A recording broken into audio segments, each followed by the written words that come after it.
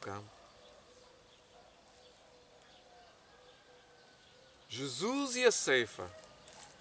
A ceifa, ou a seara que está pronto para a ceifa.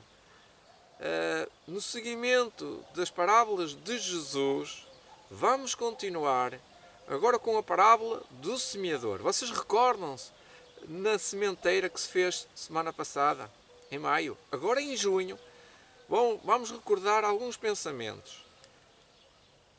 Porque é que existe o mal?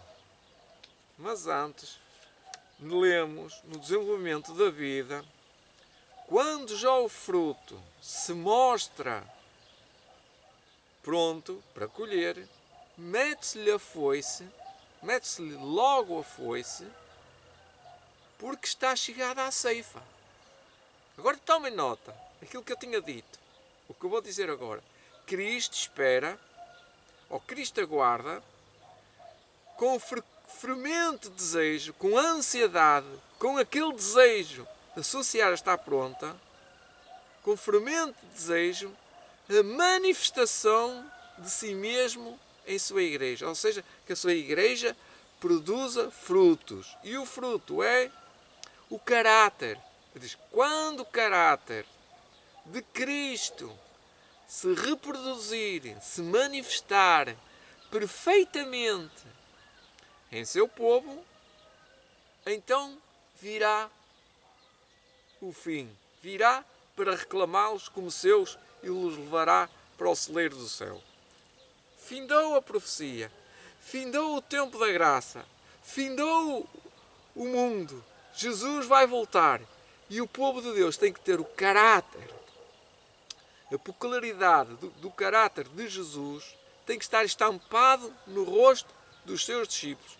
E é este trabalho que devemos fazer até o tempo do fim, do tempo da graça. Depois já não é preciso espírito de profecia, nem saber de mais nada daquilo que está escrito.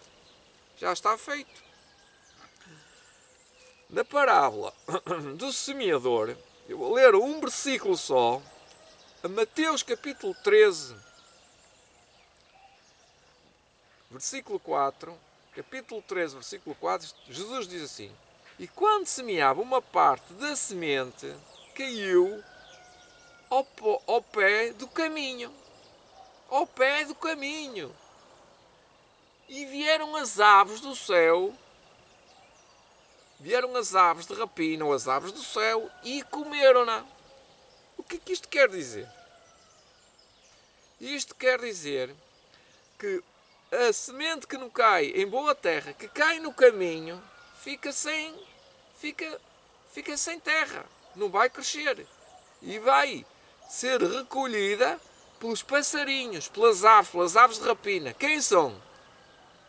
Isso mesmo, são os demónios. São os demónios que vêm tirar a semente e você vai olhar para o caminho e não tem lá nada. Vai olhar para a sua vida para o lado e não tem lá nada. Passou de largo. Por isso, muito cuidado com a sementeira. Preparai o vosso corpo, a vossa mente, o vosso coração, a vossa vida. Preparai. Esta palavra preparai é preparar. Preparar o nosso coração. Preparar a nossa vida espiritual. Preparar o nosso corpo. E muitas pessoas pensam que é preparar só a mente. Mas para isso, para preparar a mente, precisa de preparar o corpo. Eu ia ler um capítulo todo, o método curativo de Deus, que fala sobre o corpo, como é que se deve manter o corpo em saúde, e um deles é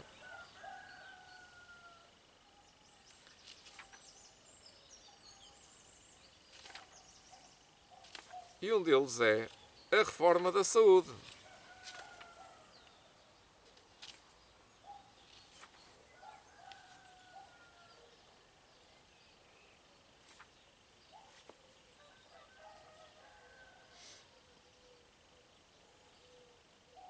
O jejum. O capítulo 18 do método curativo de Deus é quase o último capítulo.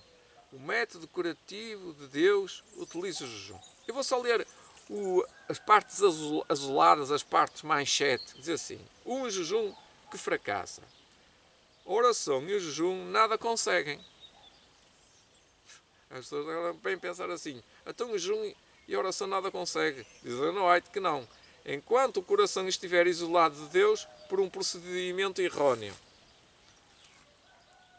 O jejum que deve favorecer o espírito de verdadeiro jejum e oração é o espírito que rende a Deus mente, coração e vontade. Portanto, todo o nosso coração, toda a nossa mente, toda a nossa vontade. Mais à frente, noutro sublinhado azul, diz assim: todos podem vencer. Este longo jejum no deserto, está a falar de Jesus, deveria ser uma lição ao homem caído através de todos os tempos. Cristo não foi vencido pelas fortes tentações do inimigo. E isto é uma animação para toda a pessoa que luta contra a tentação. Ellen White, Conselhos sobre o Regime Alimentar, página 186. O jejum ajuda ao atendimento das profecias do tempo do fim. Aqueles que não levam a sério a mensagem do terceiro anjo atuam dessa maneira porque conhecem pouco acerca de Daniel ou de Apocalipse. Não têm lido estas profecias com a determinação de descobrirem o significado mediante a oração e o estudo e o jejum. Portanto, não consegue, não tem a mente lúcida. Não tem a mente lúcida. Como eu costumava dizer semana passada, lembram-se, é como um campo que está cheio de pedras, de silvas, e que se quer lá semear. Aqui diz um terreno pedregoso, e depois aquela pessoa é brava. Vai-se falar com ela. Porque a pessoa está cheia de pedras, cheia de silvas. É um matagal. Não foi tratado o terreno. Então, não têm lido estas profecias com a determinação de descobrirem o significado mediante a oração e o estudo e o jejum. Tem que ter oração, jejum e dedicação. Vontade própria de tirar as pedras, de tirar os pecados, de tirar os azedumes. Com oração. Mas tem que tirar. Não é? Ellen White, Adventista Reverend Sabbath Herald, 8 de junho de 1897. O verdadeiro jejum para este tempo. O verdadeiro jejum que deve ser recomendado a todos nós é a abstinência de qualquer espécie de alimento estimulante, como café, como chá preto, como Coca-Cola, como condimentos fortes, como a pimenta.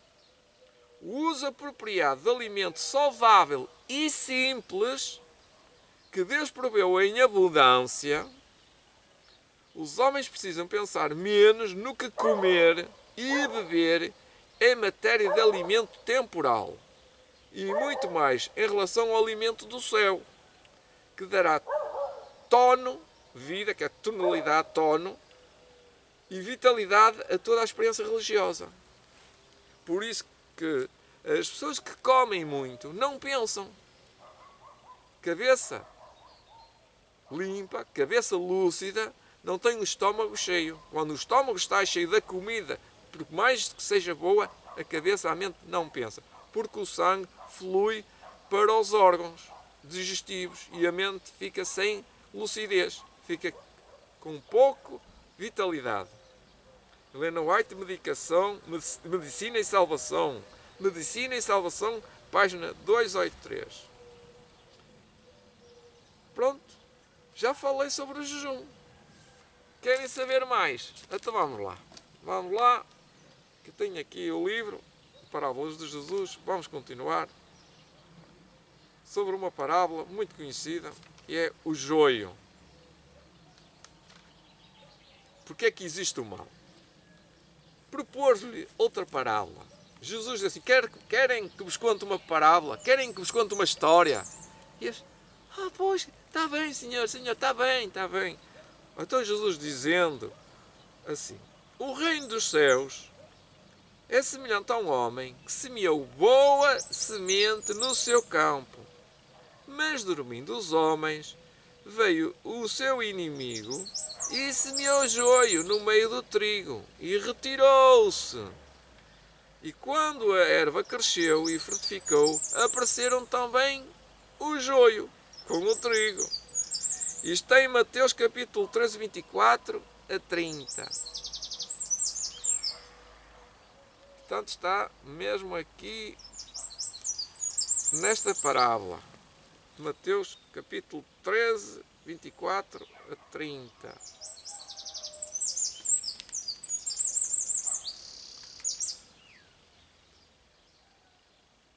A parábola do trigo e do joio. Propôs-lhe outra parábola, dizendo: o reino dos céus é semelhante ao homem, que é Jesus, que semeia boa semente no seu campo. Mas dormindo os homens, veio o seu inimigo e semeou o joio no meio do trigo e retirou-se. O que semeia a boa semente é o Filho de Deus, é o Filho do homem. E a boa semente são os filhos do reino, e o joio são os filhos do maligno. Isto é a explicação da parábola. Em São Mateus 37, 43 versículos do capítulo 13. O que semeia a boa semente é o Filho do homem, e a boa semente são os filhos do reino, e o joio são os filhos do maligno. A boa semente representa aqueles que são nascidos da palavra de Deus, da verdade. O joio representa uma classe que é o fruto ou a encarnação do erro, de princípios falsos. O inimigo que o semeou é o diabo. Deus nem os anjos jamais semearam semente que produzisse joio. A cisânia é sempre lançada por Satanás, o inimigo de Deus e do homem. Cristo ensinou claramente que aqueles que perseverarem em pecado declarado devem ser desligados da igreja, mas não nos confiou a tarefa de ajuizar sobre caráteres e motivos. Conhece demasiado bem nossa natureza para que nos delegasse esta obra. Se tentássemos desarraigar da igreja os que supomos serem cristãos espúrios, certamente cometeríamos erros. Muitas vezes consideramos casos perdidos justamente aqueles que Cristo está atraindo para si. Se devêssemos proceder com essas almas segundo o nosso parecer imperfeito, extinguir-se-ia talvez a sua última esperança. Vai chegar o sol. Muitos que se julgam cristãos serão finalmente achados em falta. Haverá muitos no céu, os quais seus vizinhos supunham que lá não entrariam. O homem julga segundo a aparência, mas Deus vê o coração. O joio e o trigo devem crescer juntos até à ceifa. E a colheita é o fim do tempo da graça. Na parábola de Cristo, não nos é ensinado que julguemos e condenemos a outros. Antes sejamos humildes e desconfiemos do eu. Qualquer coisa aqui que falhou. Pronto. Foi os óculos. Estava a ver alguma coisa que tinha caído atrás. Nem tudo o que é semeado no campo é bom trigo. O estarem os homens na igreja não prova que são cristãos. O joio era muito semelhante ao trigo enquanto os colmos estavam verdes. Mas quando o campo estava branco, para a ceifa a erva inútil nada se parecia com o trigo, que vergava ao peso das espigas cheias de imaduras. Pecadores que pretendem ser piedosos confundem-se por algum tempo com os verdadeiros seguidores de Cristo. E a aparência de cristianismo tendem a enganar a muitos. Mas agora reparem, mas não haverá na cega do mundo semelhança entre os bons e os maus. Que bonito, não é? Então serão manifestos aqueles que se ligaram à igreja, mas não a Cristo. É permitido ao joio crescer entre o trigo gozar os mesmos privilégios de sol e chuva, mas no tempo da ceifa será vista a diferença entre o justo e o ímpio, entre o que serve a Deus e o que não serve a Deus. Isto está em Malaquias capítulo 3, versículo 18. Cristo mesmo decidirá quem é digno de ser membro da família celestial. Julgará todo o homem segundo suas palavras. A profissão de cada um, a profissão nada pesa na balança. Quer dizer, o ser um grande líder, o ser um grande membro, de dar muitos dízimos, fazer muitas obras dentro da igreja, nada pesa. Então, o que é que pesa? Diz que o caráter é que decide o destino. Como vemos, se não tiver o caráter de Jesus, se não tiver o caráter, a semelhança com Jesus, será desarraigado do céu. Não é da igreja, que da igreja ele vai ser desarraigado na mesma. Não fica para o céu. O Salvador não aponta a um tempo em que todo o joio se tornará trigo. Não aponta, ele não diz em tal data. Em tal data vai acontecer que o trigo é trigo e o joio é joio. Não existe. Deus não fez não revelou esse segredo. O trigo e o joio crescem juntos até à ceifa, que é o fim do mundo. Então o joio será atado em molhos para ser queimado e o trigo será recolhido no celeiro de Deus. Cá está a conclusão. Então os justos resplandecerão como o sol no reino de seu Pai. Mandará o Filho do Homem com os seus anjos e eles colherão do seu reino tudo que causa escândalo e os que cometem iniquidade e lançá-los-á na fornalha de fogo. Ali haverá pranto e ranger de dentes. Está em Mateus capítulo 13, versículo 36 a 43. Então os justos resplandecerão como o sol no reino de seu Pai. Quem tem ouvidos para ouvir, ouça. Que linda mensagem! E como gostaria de terminar como comecei, qual é o nosso privilégio? Nosso privilégio é dar fruto. Quando já o fruto se mostra, mete-se-lhe a foice, porque está chegada a ceifa. Cristo aguarda com fervente desejo a manifestação de si mesmo na sua igreja. Quando o caráter de Cristo se reproduzir perfeitamente em seus membros, em seu povo, então ele virá para reclamá-los como seus. Tenho dito, venha para a minha beira, eu sou Fernando Ferreira, hoje vou lançar mais um livrinho, a cura através da palavra. Peçam-me que vamos ter muitos livrinhos, vamos ter dezenas. Eu aponto já o seu nome, deixo o seu número de contacto e vamos lá. Bom Deus e nosso Pai, está frio, está aí para aí uns 9 graus ou 10. Não estamos a tremer, mas estamos contentes, porque Tu queres nos abrigar debaixo das Tuas asas, debaixo da Tua graça. Senhor Jesus, obrigado por esta manhã, 3 de junho de 2021. Abençoa, Senhor, este dia. Aquece os nossos corações, a nossa alma, que nós possamos produzir frutos para a vida eterna. Nós possamos ter uma espiga cheia de fruto para a vida eterna. E que possamos semear também a boa semente no coração dos outros. Tudo te peço e agradeço, no nome de Santo Jesus Cristo, nosso Salvador. E amém.